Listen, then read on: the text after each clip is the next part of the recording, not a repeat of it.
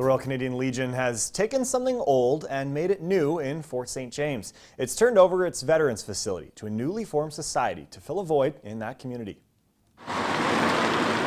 Founded by Simon Fraser in 1806, Fort St. James has a population of about 4,500 people. At one time, that included veterans, members of the Royal Canadian Legion.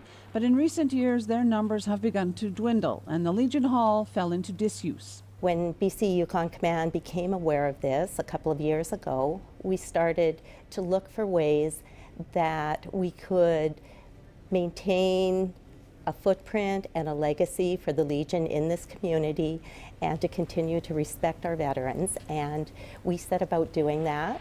Enter the newly formed Friendship Center Society in that community. There were a number of veterans from this community, both First Nations and from the community at large, so they want to have a wall of honor to acknowledge those veterans. So, in a recent ceremony, this facility was sold, quote unquote, to the Society for $1, and the Society in turn has plans to use the building for the good of the community. For the past 2 years, we've operated under BC Housing's program, the Emergency Weather Response Program, and last year we had the shelter here.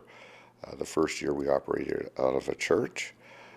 But we're looking for more permanency in being able to provide them with safe and healthy shelter. Right now, the top floor of the building has some makeshift beds and a kitchenette where volunteers prepare meals. It was clear to the BC-Yukon Command there was a need. There was a great deal of support for finding a way to keep this building in the community, to have it used for services that the residents of the community need, and a way that it could help those in need, veterans and others as well within the community.